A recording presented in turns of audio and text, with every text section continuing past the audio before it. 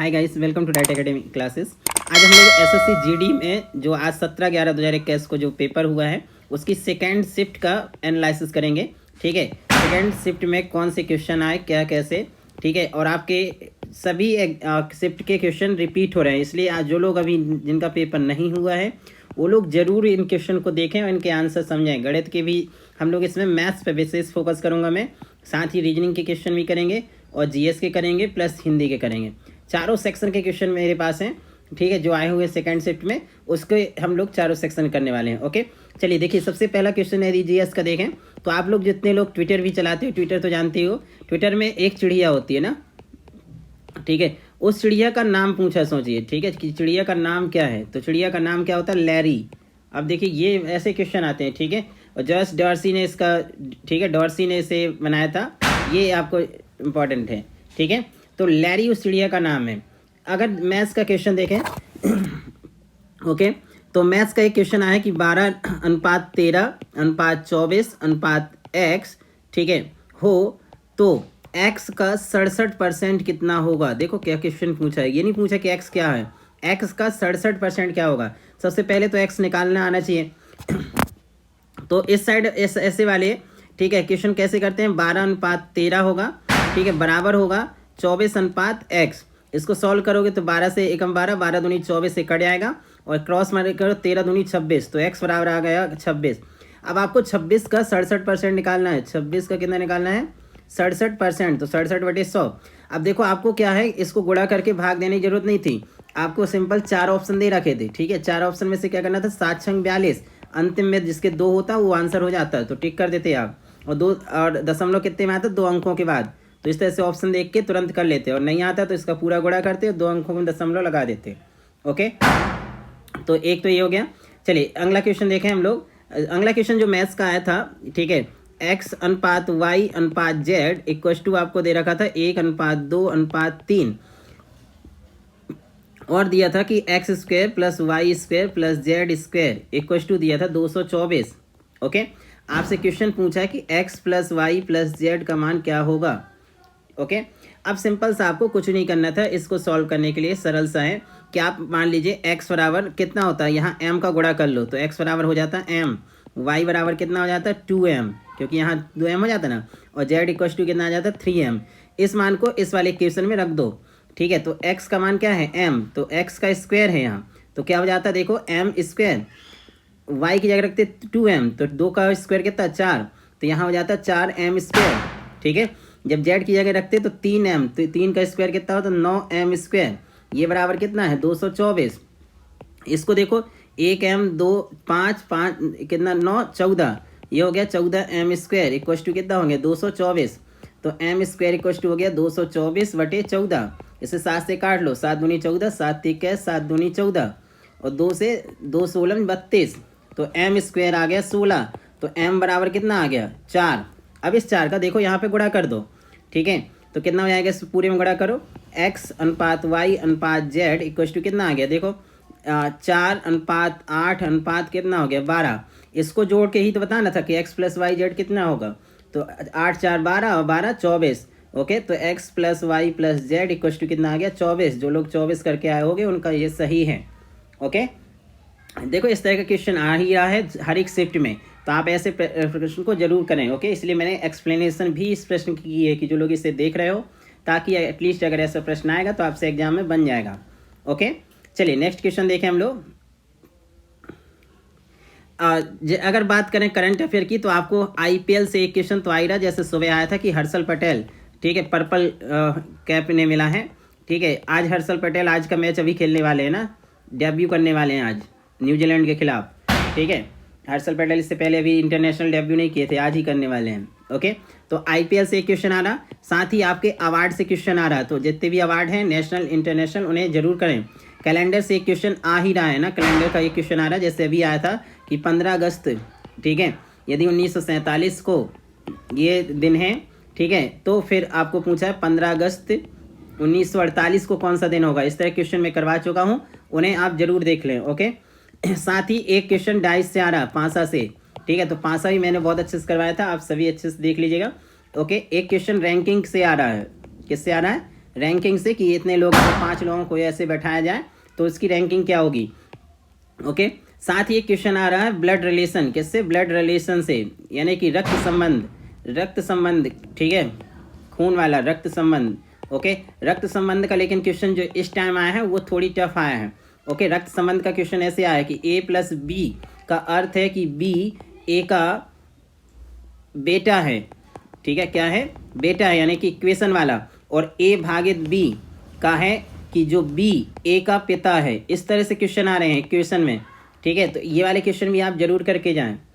Okay, चलिए अगला, अगर जीएस का क्वेश्चन पूछे तो सबसे सरल आया है कि नीरज चोपड़ा कहाँ से हैं। नीरज चोपड़ा कितने चर्चा में थे, ठीक है, ये नीरज चोपड़ा कहाँ से हैं, तो ये कहाँ से हैं, पानीपत से हैं। कहाँ से हैं, पानीपत। और पानीपत तो आपको सभी को पता ही है कहाँ है, हरियाणा में, क्योंकि पानीपत का युद्ध भी आपने, ठीक है, तो नीरज चोपड़ा का संबंध कहाँ से है, ठीक है, पानीपत से है। आप लोग इन्हें जानते हैं ना, जेवलिन से, भाला फेंक, ठीक है, जेवलिन थ्रो, भाला फेंक, ठीक है, क्या जीता है इन्होंने ओलंपिक में, गोल्ड मेडल।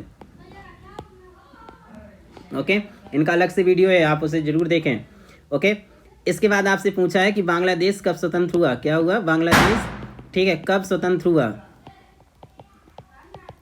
ठीक है, बांग्लादेश कब स्वतंत्र हुआ, 26 मार्च, ठीक है, 1971 को स्वतंत्र हुआ था, ये आप याद रखिए। ओके, इसके अलावा आपसे पूछा कि पोंगल त्यौहार कहाँ से है, कहाँ, पोंगल त्यौहार किस राज्य से है, तो आपको सभी को पता है पोंगल कहाँ से है, तमिलनाडु से है। ओके, पोंगल कहाँ मनाया जाता है, तमिलनाडु में। इसके अलावा आपसे पूछा हरेला त्यौहार, हरेला होता है उत्तराखंड, ठीक है, यानी कि त्यौहार में से एक क्वेश्चन आ ही रहा है, बिल्कुल कंफर्म, 1 से 2 क्वेश्चन आ रहे हैं। ओके, और एक डांस से आया है, कौन सा, मोनेरी डांस, कौन सा, मोनेरी डांस। ओके, ये कैसे, इसमें एक्चुअली ऑप्शन थोड़ी से कन्फ्यूजन थे जो स्टूडेंट ने भेजा मुझे, ठीक है, नेपाल, भूटान, ये देशों में भी होता है, और राज्यों की बात करें तो भारत में असम और सिक्किम, तो आप देख, इसमें से क्वेश्चन आया था, बस ये याद रखिए। ओके, इसके अलावा आपका प्लासी का युद्ध पूछा है, ये तो सबसे सरल क्वेश्चन हो गया जिनका इतिहास है, ठीक है, प्लासी का युद्ध पूछा है। प्लासी का युद्ध कब हुआ था, 1757 में, 23 जून है, अगर डेट भी पूछ ले तो, ठीक है, 23 जून 1757। इसके अलावा आपका वाशिंगटन डीसी का युद्ध पूछा है, एक वर्ल्ड हिस्ट्री से, कौन सा, वाशिंगटन डीसी,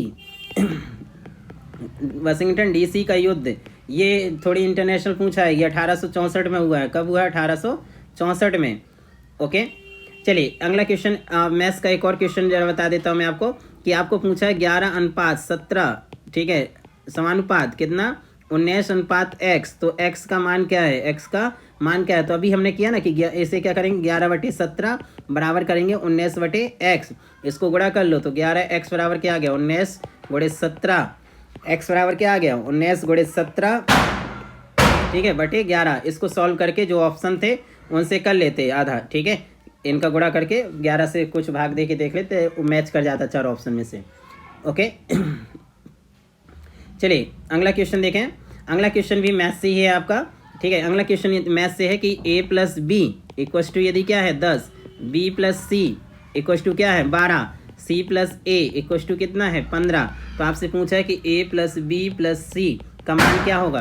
तो अगर आप इसे देखें तो वर्क एंड टाइम जैसे क्वेश्चन है, ये इसका लेफ्ट हैंड साइड जोड़ दो, राइट हैंड साइड जोड़ दो, तो ये A और A कितना हो जाएगा 2A, B 2B और C, तो 2 कॉमन ले लें तो ये हो जाएगा A + B + C = कितना हो जाएगा, देखो इसे जोड़ो तो ये है 37, कितना है 37, तो यहाँ से A + B + C = कितना हो जाएगा 37/2, तो 2 से काटोगे तो 18.5, इसका आंसर क्या होता है 18.5। ओके, तो सरल था बिल्कुल, आप इसे कर, ठीक है। चलिए अगला क्वेश्चन, ठीक है, अगला क्वेश्चन यदि देखें तो अगला क्वेश्चन इस तरह से है, ठीक है, अगला क्वेश्चन देखिए, अगला क्वेश्चन दिया कि यदि 40 वस्तुओं का क्रय मूल्य 25 वस्तुओं के विक्रय मूल्य के बराबर है, ठीक है, तो आपको ये बताना है कि लाभ या हानि ज्ञात कीजिए। इस तरह क्वेश्चन मैंने बहुत ज़्यादा करवाए थे। ओके, अभी आप लोग नहीं तो उन वीडियो को जरूर देखें। इस तरह कुछ नहीं करना है, इसे काट लो, देखो किससे कट रहा है 5 से, तो 8 CP = कितना आ गया 5 SP, मैंने कहा था SP ऊपर रखना, CP को नीचे ले आना, तो यहाँ SP/CP = क्या हो जाएगा 8 यहीं, तो 5 यहाँ आ जाएगा, ठीक है, तो ये आ गया SP/CP = कितना हो गया 8/5। इसमें फ़ायदा हुआ क्योंकि ऊपर वाला बड़ा है, कितना बड़ा है 3, तो इसका आंसर क्या है 3/5। 3/5 का मान कितना होता है 60%।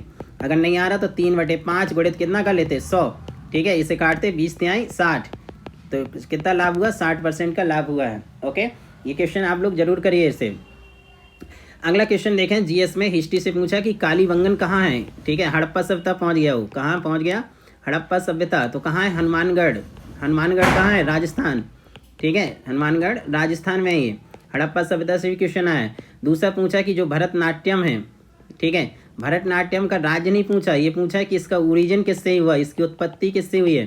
तो आप लोगों ने भरत मुनि का नाम सुना होगा, किसका सुना होगा, भरत मुनि का। इनका एक कह सकते हो ग्रंथ है नाट्य शास्त्र। क्या है, नाट्य शास्त्र, इससे उत्पत्ति हुई है इसकी, भरतनाट्यम की। भरतनाट्यम किस राज्य का क्लासिकल डांस है, ठीक है, तमिलनाडु का। ओके, इसके अलावा आपका पूछा है पोंगल। पोंगल ऊपर ही डिस्कस कर चुका हूँ ना, पोंगल कहाँ है, तमिलनाडु। यानी तमिलनाडु से 2 क्वेश्चन आए थे इस शिफ्ट में। ठीक है, ये भी तमिलनाडु। ठीक है, इसके बाद पूछा है साइंस में देखें तो सबसे बड़ी मनुष्य की शरीर की सबसे बड़ी ग्रंथि कौन सी है, कौन सी सबसे बड़ी ग्रंथि। ठीक है, सबसे बड़ी ग्रंथि कौन सी है, लीवर। कौन सी है, लीवर, यकृत। ठीक है, वो गाड़ी वाला लीवर नहीं है ना, बॉडी वाला, मनुष्य के बॉडी वाला लीवर। ओके, इसके अलावा पूछा है NHRC की स्थापना, राष्ट्रीय मानवाधिकार आयोग का गठन कब हुआ। जो लोग PSC वाले थे उनको सरल गया होगा, 1993। ठीक है, क्योंकि वो लोग इसको पढ़ते ही रहते हैं, अलग से उनके में ग्रंथ है। इसके अलावा पूछा आपको वेम्बनाड झील। वेम्बनाड झील कहाँ पे है, ठीक है, वेम्बनाड झील कहाँ है, केरल में है। वेम्बनाड झील कहाँ की है, केरल की। ठीक है, इसके अलावा सबसे सरल क्वेश्चन है कि छठ पूजा। छठ पूजा किस राज्य से संबंधित है, तो कितनी चर्चा में रहती है, कहाँ से है, बिहार से। अब ये भी क्वेश्चन आ सकता है किसको समर्पित है, तो किसको समर्पित है, ये सूर्य को समर्पित है, ये भी इम्पोर्टेंट है। ठीक है, इसके अलावा देखें, अगर आपको पूछा है कि क्रिकेट में, ठीक है, क्रिकेट का एज का क्वेश्चन आया है, क्रिकेट में एज कितने एज में शामिल किया जा सकता है प्लेयर को, कितने वर्ष में, तो इसकी मिनिमम एज कितनी है, 15 वर्ष में। ओके, इसके अलावा देखें तो सबसे सरल क्वेश्चन आया जो बच्चों को टाइम पास के लिए था, हिमाचल प्रदेश की राजधानी पूछा है। क्या पूछा है, हिमाचल प्रदेश की राजधानी। हिमाचल प्रदेश की राजधानी क्या है, शिमला। यानी ऐसे क्वेश्चन के चलते फिरते आप कराते हैं ना। ठीक है, अब ये क्वेश्चन जो गलत करके आएगा उसका तो बिल्कुल सिलेक्शन नहीं होने वाला। ठीक है, इसके अलावा पूछा है आपको कि प्रयागराज, ठीक है, प्रयागराज में कौन सी नदी मिलती है, सोचो। अब ऐसे क्वेश्चन तो बिल्कुल यानी कि आप बिल्कुल पानी पूरी खा के कराते। ठीक है, कौन सी नदी मिलती हैं, अब देखो ये 3 नदियाँ मिलती हैं, कौन कौन सी, गंगा, ठीक है, यमुना और सरस्वती। ओके, अब देखो, अब क्वेश्चन स्टैंडर्ड का पूछा है कि काशी विश्वनाथ का मंदिर किसने बनवाया है। ऐसा नहीं है, अब पूछा थोड़ी सा। ठीक है, काशी विश्वनाथ मंदिर जो ज्योतिर्लिंग में से एक है 12। ठीक है, ये मंदिर किसने निर्माण, इसका निर्माण किसने करवाया। ये क्वेश्चन सबसे टफ था क्योंकि इसका निर्माण किसने कहा, देवी अहिल्याबाई होलकर। ठीक है, नहीं मध्य प्रदेश वाले कहो कि ये तो कहाँ से आ गए हैं ना, तो ऐसा नहीं है, ये इंदौर भर से नहीं है, देवी बाई होलकर ने इसका निर्माण करवाया है। ठीक है, इंपॉर्टेंट है। ये कहाँ की थी, इंदौर की रानी। ओके, इसके अलावा अगर डिस्कस करें हिंदी में आपके 3 से 4 क्वेश्चन किससे आ रहे हैं, गद्यांश से। गद्यांश बिल्कुल हर एक सेट में आ रहा है, तो गद्यांश की प्रैक्टिस करके जाओ। इसके अलावा साथ ही पर्यायवाची 2 से 3 क्वेश्चन पर्यायवाची पे आ रहे हैं। ठीक है, इसके अलावा एक वाक्यांश आ रहा, क्या आ रहा, एक वाक्यांश शब्दों का, और साथ ही मुहावरे आ रहे हैं। जैसे डिस्कस करते हैं इस पर कि कैसे क्वेश्चन। ठीक है, जैसे अगर देखें, ठीक है, मुहावरा जो था कि सर पर तलवार लटकना, सर पर तलवार लटकना, क्या अर्थ होगा इसका, बताइए जरा सब कोई। ओके, क्या होता है, हमेशा खतरा है ना, कि इसके सर पे तो हमेशा तलवार लटकी रहती है, हमेशा खतरा होना। ओके, इसके अलावा यदि आप देखें तो जो आंखों के सामने ना हो, ये पूछा है वाक्य, जो आंखों के सामने ना हो, क्या बोलेंगे इसे, सामने ना हो। ठीक है, अप्रत्यक्ष, क्या बोलेंगे, अप्रत्यक्ष, क्योंकि जो सामने होता है उसे प्रत्यक्ष कहते हैं, या इसे अपरोक्ष भी कह सकते हैं। ओके, इसके अलावा आपसे पूछा कि महादेव के पर्यायवाची कौन कौन से हैं, जो लोग पूजा करते हैं वो लोग बताओ जरा। ठीक है, महादेव के पर्यायवाची कौन कौन से हैं, तो महादेव के पर्यायवाची कौन कौन से हैं, एक तो शंकर जी कहते ही हैं आप लोग, है ना, दूसरा भोले, फिर शंभू, ओके, महाकाल, है ना। अब गौरी जी के क्या हैं, ये पति, तो गौरीपति भी तो बोलेंगे ही। ठीक है, गौरीपति, और पति के स्थान पे क्या लगा देना, कांत भी बोलते हैं। ठीक है, तो गौरी कांत। ओके, इसके अलावा यदि देखें तो आप क्या कह सकते हैं ना, नीलकंठ कहते ही है ना, नीलकंठ। इसके अलावा इन्हें बागंबर भी कहते हैं क्योंकि ये ओढ़े रहते हैं ना, बागंबर। ठीक है। इसके अलावा एक और पूछा कि कांटों पर चलने का क्या अर्थ है। मुहावरा, कांटों पर चलना क्या होगा, कांटों पर चलना यानी साहसिक कार्य करना। ठीक है, साहसिक कार्य करना। तो एक तो ये हो गया कि आप लोग साहसिक कार्य कर रहे हैं परीक्षा देख के ना, तो ये कांटों पर चल रहे हैं। ठीक है।